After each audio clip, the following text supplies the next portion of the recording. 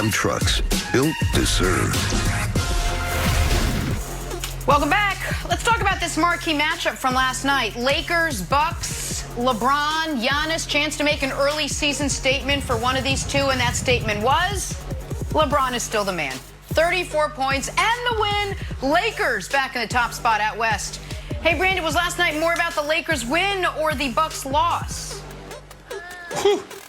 The Bucks are in trouble, but we'll talk about that later because last night was all about the Lakers. And also last night was bittersweet for your Lakers, Nick. It was sweet because LeBron James morphed into and evolved to the next thing. In any industry, in any sport, you have these aging athletes, you have these aging entertainers. And if you want to survive, you have to develop. You have to do something different. You have to approach the game just a little bit differently. Last night, did it not remind you of MJ? Year 10, MJ, when he started really embracing and leaning into the fadeaway? The first option for LeBron James has always been, oh, let me get my teammates involved. Let me pass the ball. Let me get to the basket. This dude looked like damn Ray Allen shooting the ball last night, Nick. Did you see him from three? Did you see the fadeaway? It was awesome seeing him do that. LeBron James is just evolving to something that this game has never seen before. But the bitterness is AD. If you watched AD last night or the last couple of weeks, no. This is a big problem, Nick, because AD, he really isn't, or we should be maybe questioning if he really is the MVP caliber player that we thought he was. The ebbs and flows of his game, the inconsistencies are alarming. This is a guy that we thought was going to be able to carry LeBron James to his 5th and potentially 6th ring. I'm not so sure. This is a guy that sometimes he shows up and sometimes he doesn't. So I'm really concerned about the Los Angeles Lakers because we thought he got over the hump when he won that championship in the bubble, Nick. Sure. So, all right, so let me address the AD stuff, then I'm going to talk LeBron. So it is odd that Anthony Davis is averaging the fewest points per game of his career aside from his rookie year. He's at 21 points per game. Now, and I know Brandon doesn't like when I go to this part of the floor often, but what I will say is the Lakers, the #1 defense in the league with a bullet, Anthony Davis is the biggest reason for that. So you understand some of the defensive drop-off, but last year they were a top 2 defense, and Anthony Davis did it averaging 27 points per game. So AD does need to play better, but despite how AD's playing, the Lakers have the best record in the league. And that is because they currently have, and they will, I believe, throughout the entire season, not only have the best player in the league, everyone knows that, they have the MVP of the league. And you might say, Nick, look at LeBron's numbers. It's deeper than his numbers at this point. Brandon mentioned three-point shooting. Thus far this season, he's a better three-point shooter than Steph Curry. I will say that again. We are more than 20% of the way through the year. He is a better three-point shooter thus far this year than Steph Curry. He is shooting 40% from 3 on 7 threes a game. And last night, he responded to the first bad game he has played since the first game of the bubble against the Clippers months ago with his best game of the year, reminding everyone, guys, I'm in 2nd gear so far this year, but if I need to quickly get to 5th gear on national television against Giannis, I can. And the other part of this that is shocking to me, Wilds, is the Lakers have played 16 games. LeBron has played 16 games. Shortest offseason ever, year 18, 3rd most minutes in the history of the sport, coming off a championship, finals MVP, I'll never take a game off. It is, even as a guy who is something of a LeBron historian, this is unbelievable to me. I thought he would take some games off because it made sense to. The fact that he hasn't, they have the best record. He's shooting the best he's ever shot from 3. In year 18, it seems impossible to believe, but we just saw it again last night. Okay, so I'm going to ask you this, because you're a numbers guy. You like to, when you do your list of top 50 players, you rely heavily on statistics. I like the soft data of like leadership and stuff like that. But LeBron's not top 10 in scoring. After winning the assist title, he's not top 5 in assists. So do you think that that he can win? And I don't think it's a dirty word, although people say like a narrative MVP, a leadership MVP, almost like a legacy MVP, or does that strike you wrong? I don't think.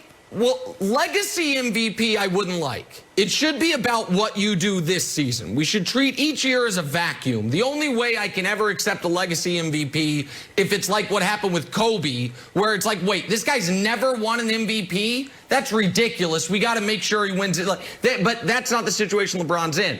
So I don't think it'd be a legacy MVP. But Brandon, I do think leadership matters. And I do think that LeBron's going to average like 25, 7, and 7 on the year. Those are extraordinary numbers. If he does that and the Lakers have the best record in the league, that's the MVP. If the best player leads a team to the best record and has really good numbers, that's the MVP. Through 16 games, Brandon, he's the MVP. Yeah. I mean, I love it. And you know, when I watch sports, I like to track the storylines, Nick. Last night, I'm looking at LeBron James. I'm like, okay, they've played 10 games. He hasn't gone over 30 points. Everybody's watching this game because it's him versus Giannis. The last couple years has been Giannis. And what does he do? And he does exactly what you said. He comes out after his worst game of the season, and he plays lights out, showing us how awesome he is and how he is the MVP. So for me, I'm like, LeBron James, I wouldn't say coasting, but LeBron James went into this game thinking about the moment, thinking about, you know what, this is my opportunity to show everybody that I am the MVP. Stop overlooking me. But if I'm also LeBron James right now, Nick, I'm going to Giannis. And whilst you're talking about leadership, I'm going to him because I'm like, man, I can get ring number 5. And Giannis right now is not carrying his weight. I know you keep talking about defense, Nick, but I need that guy to be able. Brandon, AD. Yeah, AD. Correct. So if I'm LeBron James, I'm going to AD, and I'm like, buddy, you got to snap out of it. This funk, these ebbs and flows can't happen. This is how you become a champion and you sustain success. That's right. That's a good point. All right, it is. We're going to take a slight turn here and talk some NBA. Nick's got to give out some medals. Zion had a big night last night, went for 27, but Pelicans lost to the Jazz, and so Zion missed out on a medal. Nick, who did not miss out on a medal on your podium? Hey, let's give the Knicks some love. The best team in the tri-state area right now, the New York Knickerbockers. Wow. Julius Randle, 16, 17, and 9. One assist away from a triple-double. Julius Randle in a big win over the red-hot Golden State Warriors. Silver medalist. Hey, listen, Donovan Mitchell. Shaq might think you're no good, but I disagree with him. Donovan Mitchell, 36, 7, and 5 in a win over the Pelicans. He was outstanding. And then, first gold medal of the year, LeBron James. He responds to his first bad game since the first game of the bubble with his best game of the season. Once again, doing his Steph Curry. Not a full turnaround, but a quarter turn. 34, 6, and 8. Controlling every facet of the game in year 18 against the defending two-time MVP. Well deserved. Julius Randle, Donovan Mitchell, LeBron James, Jenna. That's your bronze, silver, and your gold. All right, that's Nick's top 3 wilds. Your miss the cut moment. Nick, he gave us a nibble. We'll give you a bite. One of the most awkward interviews I've ever seen. Check out this exchange between Donovan Mitchell and Shaquille O'Neal. Brother, this is Shaq. I said tonight that you are one of my favorite players, but you don't have what it takes to get to the next level. I said it on purpose. I wanted you to hear it. What do you have to say about that? All right. That's it. That's it? All right. That's it. Okay, cool. I mean, I wanted you to hear it. I've been hearing, Shaq, I've been hearing that since my rookie year. You know, I'm just going to get better and do what I do. Good. At the end of the day. Well, that's what I wanted you to hear you say. Yes, Love sir. your game, brother. Keep it up. Appreciate it. Brandon, I am totally torn on this.